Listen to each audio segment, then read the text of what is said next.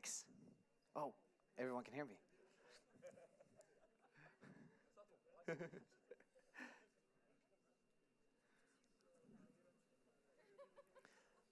My iCloud password is...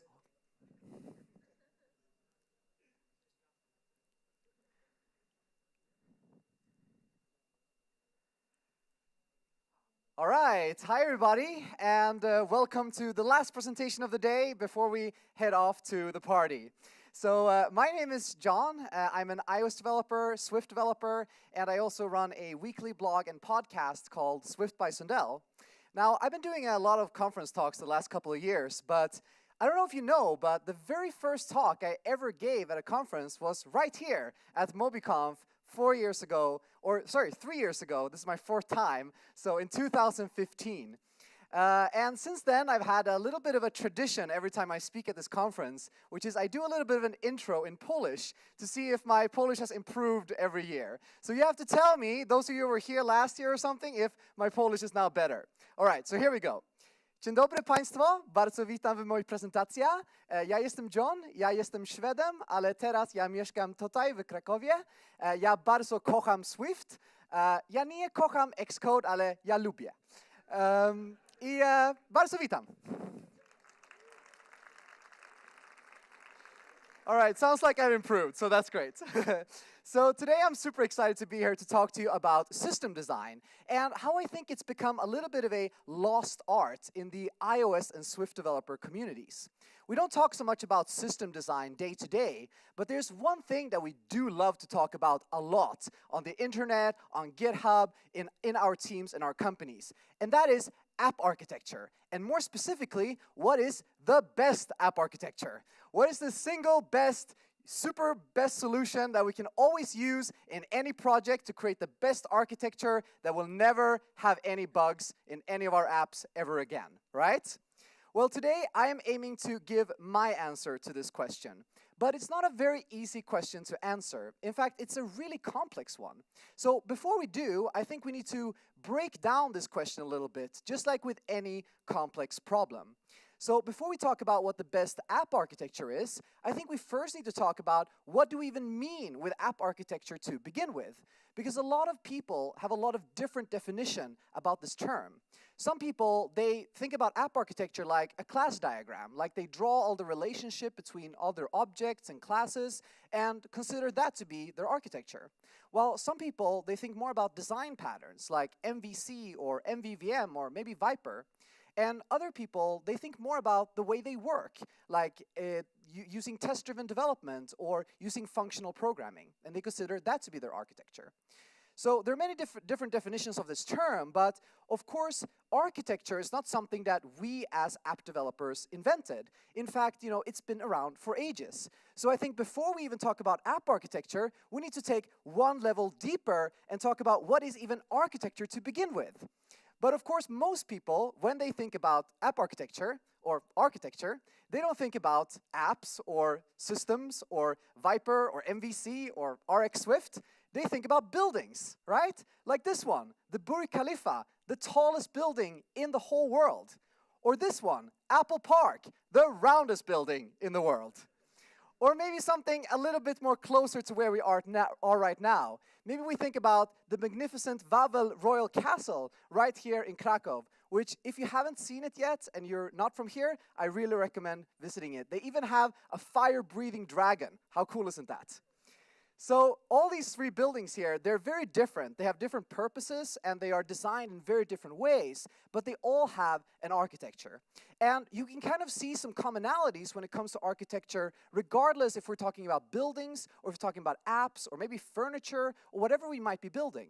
An architecture needs to be functional.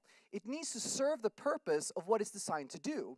If we're building a tower, it's very different from building a castle or an office building or a conference center. All the things we build need to serve the purpose and it needs to be functional. But perhaps equally important, we want things to look nice and to be elegant. That goes true both for buildings, we want our cities to look nice, but also for apps, because we want the code that we work with every single day to be nice to work with and elegantly designed. But perhaps most important of all is that we need our architectures, regardless of what we're building, to be robust. We wouldn't want a building that would collapse after 2 years. And I think we shouldn't even design apps that way either. We usually treat code that was written maybe 1 year ago as legacy code and it's time to throw it away. But what if we could instead design our code and create a better architecture that would kind of stand the test of time? Maybe not something that stands the test of time 1,000 years like a building, but perhaps more than 2 or 3 or 4 years. But in the iOS community, when we think about architecture and we talk about it, we're almost always talking about design patterns. We talk about things like MVC and MVVM and Viper or MVVMC or maybe even longer letter combinations than that. It seems the more years go by, the more letters we get. So maybe we'll have the whole alphabet soon. I don't know. But the question is a design pattern really the same thing as an architecture? Is a design pattern all we need to create the elegant, robust, and functional architecture for our app? Well, if we go back to the building analogy one more time, we can see that buildings, they actually have design patterns too. There are towers, there are offices, and there are castles, and they all conform to the same design pattern, but they look different, they behave different. Because I think that very few people in this room work in an office that looks anything like Apple Park. I know I don't. So if buildings have design patterns too, then what about apps? Well, I think the same thing is true for apps as well, that a design pattern is not equivalent to an architecture. And to prove it to you, we can do a little thought experiment. How about every person here in this room would build an app? And you would get some instructions, and the only instructions you would get would be to build an app using the MVC design pattern. I think that we would end up with not only 1, but maybe 100 different architectures. So why is that? Why is it so different depending on the design pattern, and why doesn't a design pattern completely dictate an architecture? Well, if we think about it, what does MVC tell us to do? Well, it really only tells us that we need to have models, we need to have views, and we need to have controllers. And it's the same thing for other design patterns as well. They create these buckets of objects and define some rules as to how these objects should talk to each other. But there's a lot of objects that we work with every single day that don't really conform to any of these categories. And I'm not only talking about objects that we write, I'm talking about the objects that Apple provides us as part of the SDK. For example, how would you categorize UI application? Would it be a view because it's part of UIKit? Or is it a controller because it controls the lifecycle of the application? Or is it a model because it contains model data about the application itself? How about something like UN User Notification Center or Notification Center itself? Are those controllers because they control notifications? Or there may be models because they're served as a database for notification registrations. It's very tricky. But perhaps most tricky of all is URL session.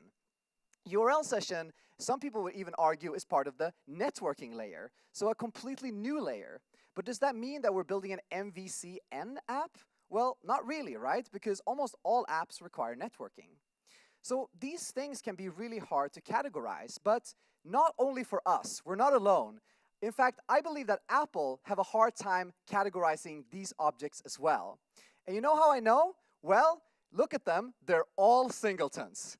And what that means, we can access them from anywhere. We can access them from a model, from a controller, or even from a view. No one's going to stop us. Great, right? Well, that means that we can just circumvent MVC and all the architecture and design patterns all together, just do whatever we want, which is not always great. So I don't think that a design pattern is equivalent to an architecture, and I think we need something else in between to kind of complement it. A design pattern is a great start, but it's not a complete solution. And I think that thing that we need is system design. And I think system design is a great complement to a design pattern in order to create a really robust architecture. System design is basically a way to answer the question of where something in your app goes. Where does it belong? Where does a new class go? What other classes does it talk to? What kind of functions does it use? What's part of the public API? These kind of questions is what system design aims to answer. So today, what I want to do is I want to give you my best 4 practical tips on how to design robust systems for iOS apps. And we're going to dive right in and talk about decomposition. Decomposition is basically a fancy way of saying breaking things up. You might have heard of the opposite, composition, which is putting things together. For example, if we have two functions, we combine them into one, it's function composition.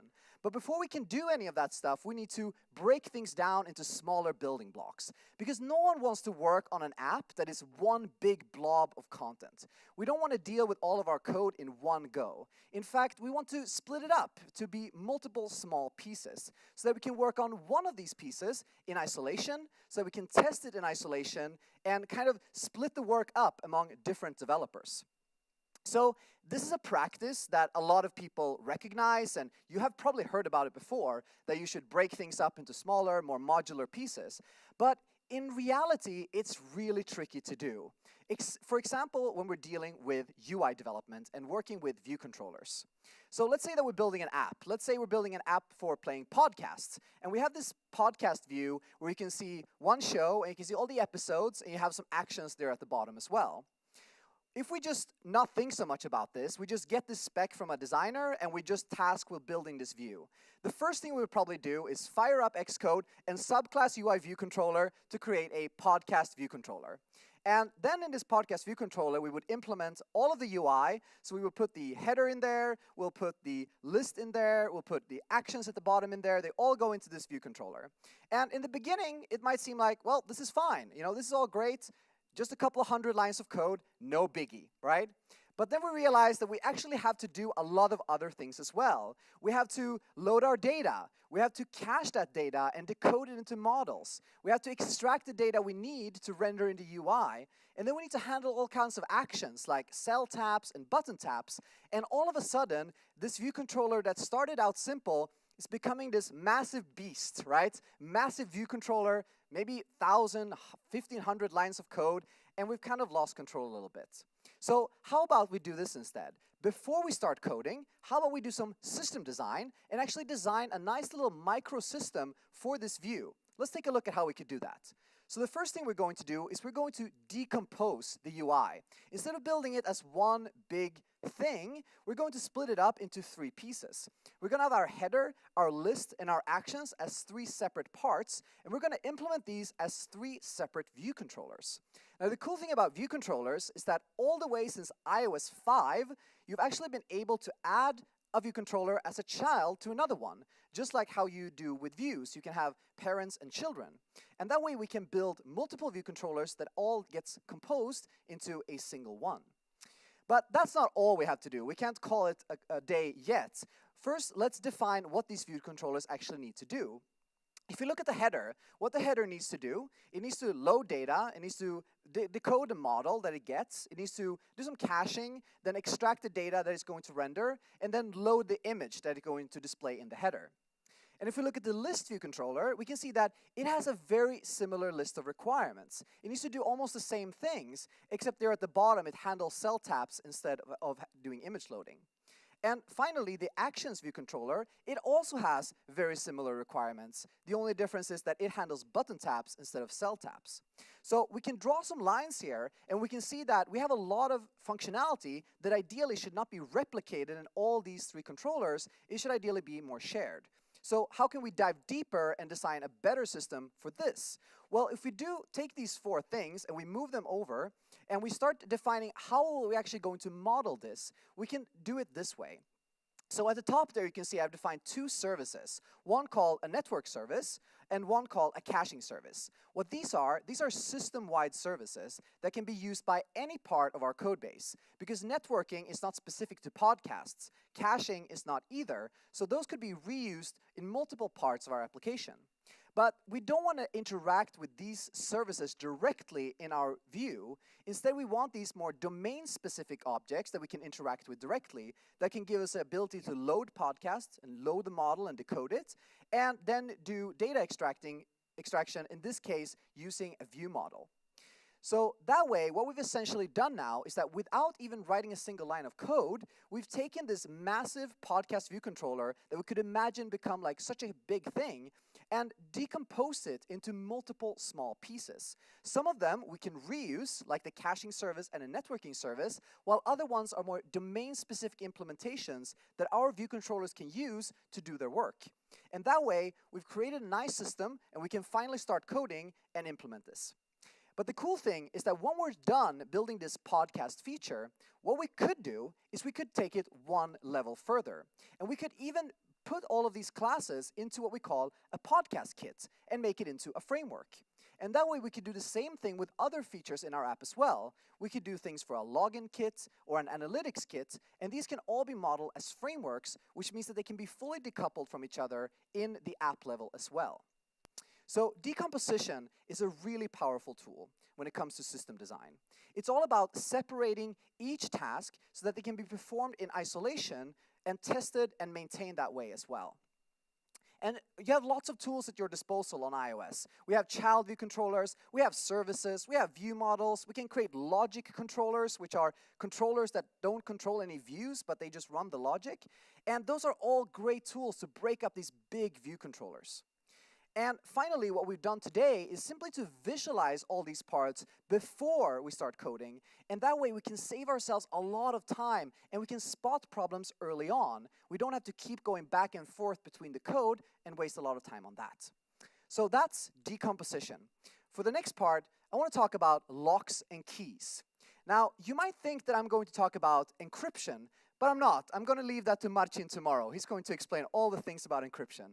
Instead, when I'm talking about locks and keys, I'm talking about managing dependencies. Now, this might seem a little bit strange. What does dependencies have to do with locks and keys? So let me show you a concrete example of what I mean. Here we have a piece of code that I'm pretty sure that most people in this room has either written themselves or seen in a code base you've worked on. And it looks like this. Here we have this optional unwrapping of a model. In this case, it's a user, and we're accessing a singleton, like a user manager, and we're getting the user. But it's an optional, since the user can either be logged in or logged out, which means that we need to unwrap it. And in this case, we're throwing an assertion in case the unwrapping failed. And that's kind of strange in many cases, because in this case, I'm building a friends list. I want to show a friends list. And it doesn't make any sense at all to show a friend list if we don't have a user. So this assertion failure here, this else clause, becomes really awkward. It's code that I have to write, but I don't want it ever to be triggered. And who wants to maintain code that is never going to be run? It's kind of pointless, right? Now, you might be thinking, well, this is because we're using singletons, right? Singletons are the source of all evil, so if you get rid of them, then everything's going to be fine. Well, let's do that. Let's change our singleton and use dependency injection. So we have a user manager property, and we have now a user manager that we're accessing as a property, but we still have the same problem. Because the problem isn't that we have a singleton, it's that the user can either be logged in or logged out, and we can't make any guarantees at compile time. That is, until we start introducing locks and keys. So what we're going to do is we're going to start by defining a lock. And this lock is going to be that if you want to open it, you need to provide a user. So the user model becomes the key to open this lock. What that enables us to do is enables us to split our code base up into two distinct parts. One part of our code base, we can put classes that don't deal with the user in any way. Because here, no user is going to exist. It's always going to be nil. We always know that. So we can deal with it.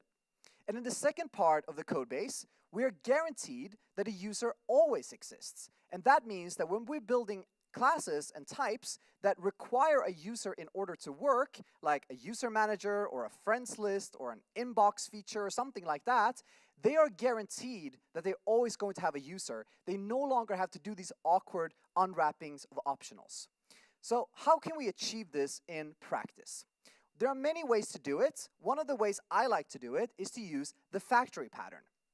The factory pattern is essentially a way of defining different objects that are called factories, and they are responsible for creating other objects. So you're basically moving the initialization logic of certain heavy objects into a type that is responsible for creating those.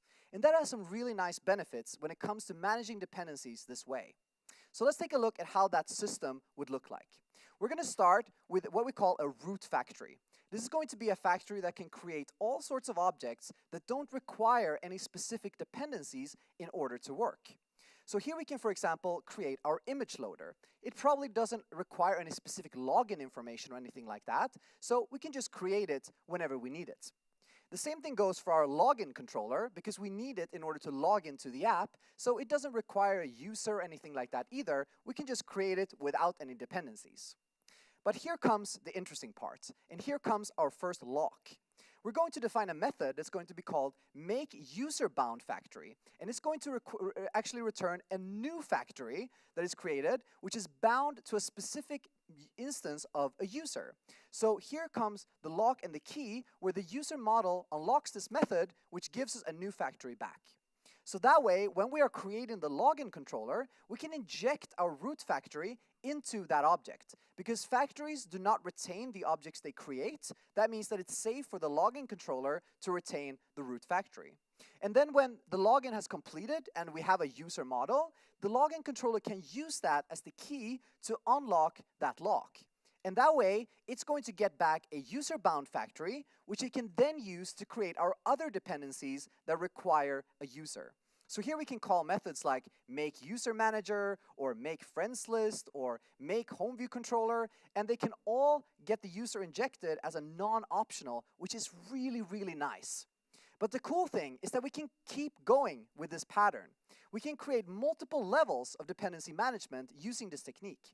So just like we had with the root factory, we can inject the user-bound factory into the objects that it creates. And that way, it can then be used to create even more controllers. So the home view controller can create a detail view controller, and maybe the inbox view controller wants to create a presenter. And all of those can happen without any awkward optionals. So locks and keys can be a really great technique to keep in mind when setting up dependencies in an app. It's the idea that an object shouldn't be created until all of its required dependencies are available. And that way we can get rid of a lot of these non-optional optionals. And by using a required object or a model as the key to open this lock, we'll end up with a much more predictable system design, because things are now more predictable and we can get a nice overview over how data flows in our app. And then finally, factories is a great abstraction in order to achieve this. There are other ways to do it as well, but the factory pattern is pretty great. Because it gives you an overview over where your objects are created. We now know where all the user-bound objects are created in the user-bound factory, and so forth. So that's locks and keys. For the third topic today, I want to talk about abstractions. Now, abstractions is something that we work with every day, and there are multiple levels of abstractions available to us. We can go all the way from UIKit, which is a very high-level abstraction, down to core animation, and even down to something like Metal and doing GPU programming if we want to. So the whole iOS and the whole platform is built on top of abstractions upon abstractions, and the same is true for our code as well. So when is it a good idea to create our own abstractions to work with within our own app?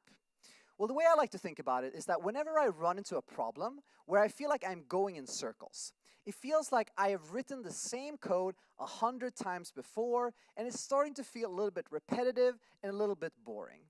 And that is when something looks so familiar that it means that we've always been here before. And there are many tasks in iOS development that kind of fall into this category. And the most kind of primary suspect of this phenomenon is when we're building lists. So for some reason, we ended up with iOS design being all about lists. And we have message lists and friends lists and comments lists and settings lists. It seems like all the UIs, they're all based on UI table view or UI collection view one way or another. And with implementing lists like this comes, of course, conforming to UI table view data source and UI table view delegate over and over and over again.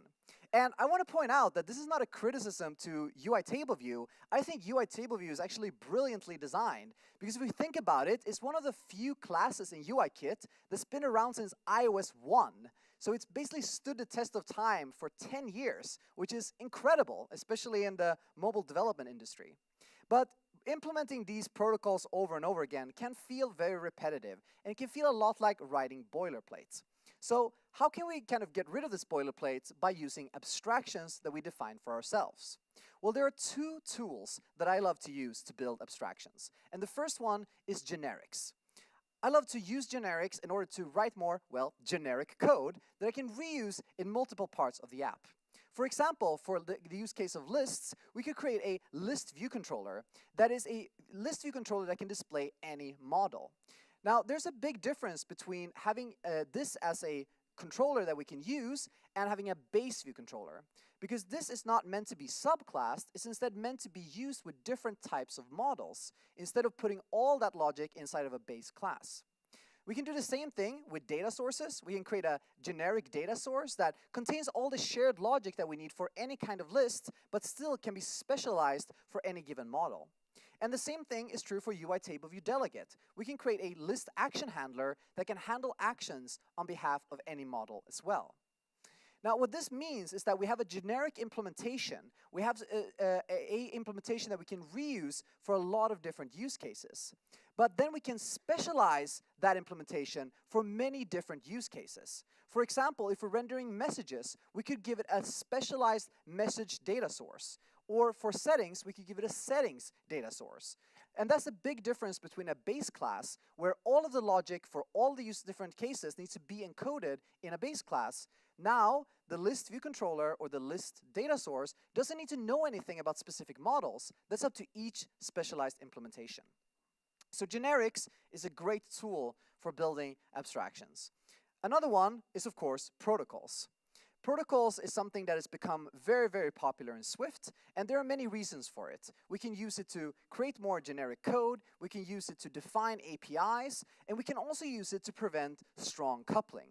Because strong coupling is kind of the enemy of good system design. Strong coupling is basically what happens when you have one class, let's call it class A, and then you have all these other classes around it that all need to use this class somehow. And they all point to it using its concrete type. Now, this might not seem like a big deal, but it becomes a really big problem if we want to evolve our system design over time. If we want to change the implementation of class A, we now need to change all of the other objects that use it, which requires usually a lot of work, and it's usually something that we just put off and we don't really want to do. So how can we solve this with protocols? Let's take a look at an example. Here we're building a user manager, and the user manager needs to talk to a database in order to save and load user data. So that's all fine. We're now accessing it as a concrete type, and there's not really any problems with it since we're only accessing this database from one other object. But then we start adding more. We have a note manager now, and it also needs to talk to the database. Well, it's still okay. It's still just two objects. But as soon as we add a third, we hit the rule of threes, which is as soon as we have three references to a concrete type, it's usually a good idea to create an abstraction. And the way to do that in this case is to simply replace the public API that we're pointing to as a concrete type with a protocol. In this case, we're going to call it database protocol. And this not only allows us to decouple the implementations of Note Manager and User Manager from the database implementation, but it also enables us to have multiple implementations of this protocol. So for example, we might be using core data right now in our app, but we don't want to use core data when we're writing our unit tests because that would be really, really tricky. So instead we can implement a database mock for our tests, or even for debugging, we can have like an in-memory database that enables us to debug things much easier. And even more cooler is that if we ever want to change our mind and move to a completely different database solution, well, we can do that. We can replace core data with, for example, Realm, and all of the objects on the left-hand side, they don't need to be updated because they were only relying on a protocol.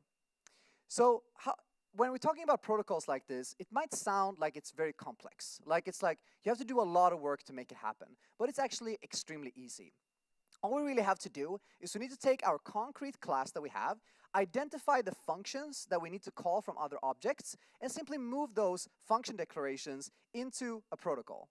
And then we just need to take that protocol and make our old implementation conform to it. And that way, we can now update the references to point to database protocol instead of database, and we've achieved a much, much nicer system design and a better abstraction. So abstractions, what they're all about is that they're a great tool to create boundaries between different parts of a system, each with its own scope and each with its own area of responsibility. And generics and protocols, they can be great tools to enable you to do just this.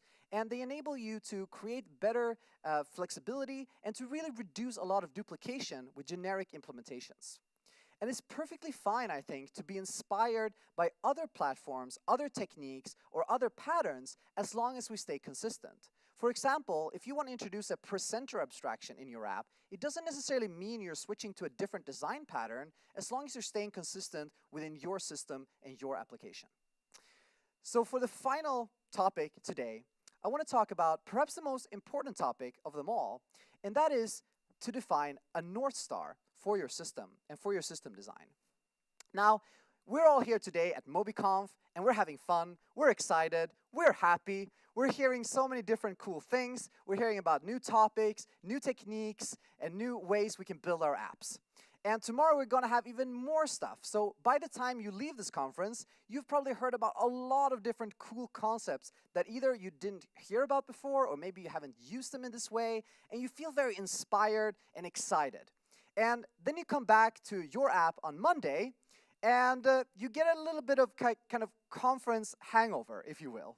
Which, what it means is that you are really excited about all these things, but then you look at your own code, and it kind of looks like this. It kind of looks like a puzzle. And it's not because your code is bad, it's not because you had a poor system design or a poor architecture. It's simply because there's a mismatch between the new cool techniques and frameworks that you heard about in the conference and the way you've architected your app. And that's completely normal and it's completely fine. But it's very common to feel a little bit sad about this. And over time, you start feeling more sad because you go to more conferences and you read blog posts and you listen to podcasts and you hear about all these cool frameworks and techniques, and they're really hard to implement in your app, right? Well, don't feel sad because there's a great solution for this, right? And this solution has 3 golden words. 3 words are file, new, project, right? That's all we need to do. Well, I don't know about that. Well, there's some pros and cons to doing a full rewrite, right? And after a while, it can feel like it's warranted. It can feel like, oh, I have so much legacy code like Caro talked about earlier. There's so much cruft in here. I don't know if I can deal with this, so maybe it's time to rewrite my app. And of course, we can't forget the best part about rewriting your app is that when you're done, you get to write this amazing blog post on Medium called Introducing Awesome App 2.0, rewritten from the ground up, right? That's the most exciting part of all.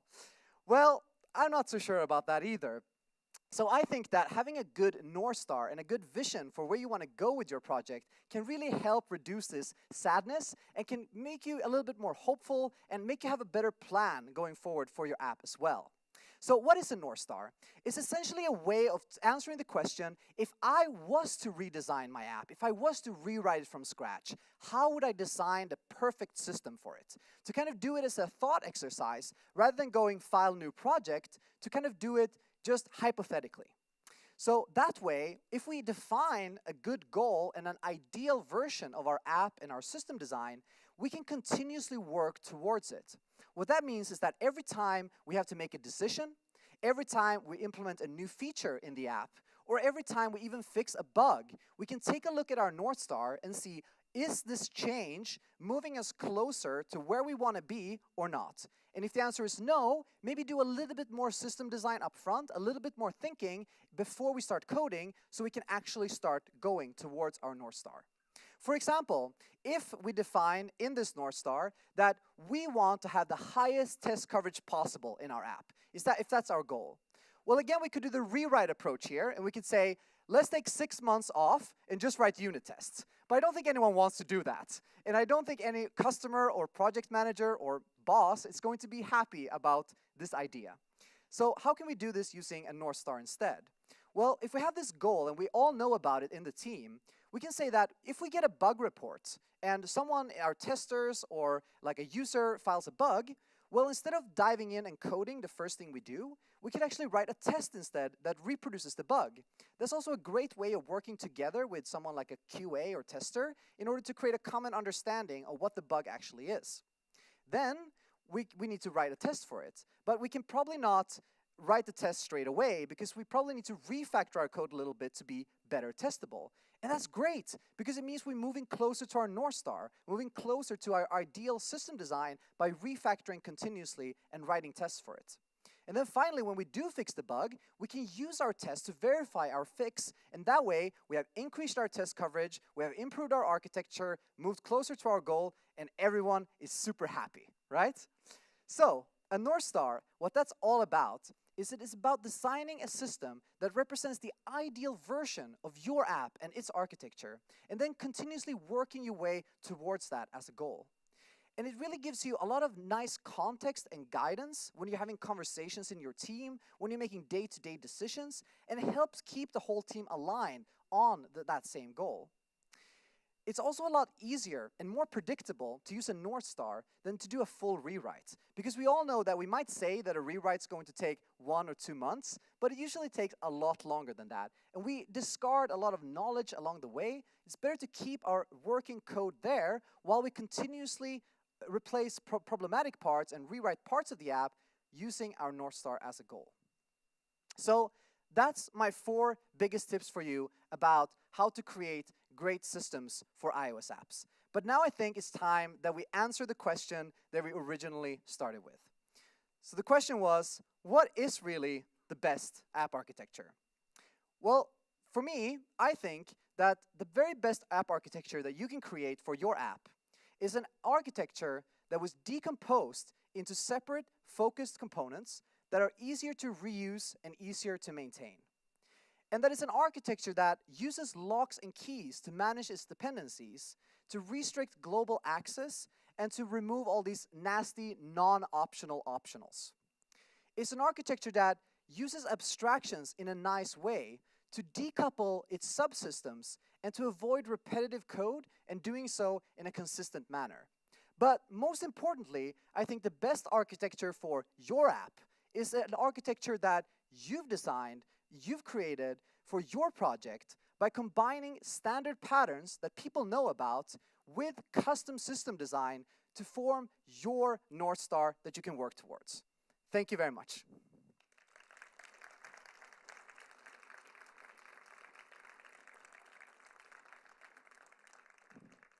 If you want to find me after this conference, you can find me on Twitter. I am @JohnSundell. I also run a weekly blog and podcast called Swift by Sundell, and I'm also on the Stacktrace podcast as well, and I have a bunch of projects on GitHub if you want to check my code out. I'm not going to answer questions here as a group, because I know there's a lot of people who don't want to ask questions that way. So instead, come up and talk to me. I'm going to be here. I'm going to be around. I'm going to be at the party. I'm going to be here all day tomorrow. And feel free to ask me any questions that you want. Dziękuję bardzo.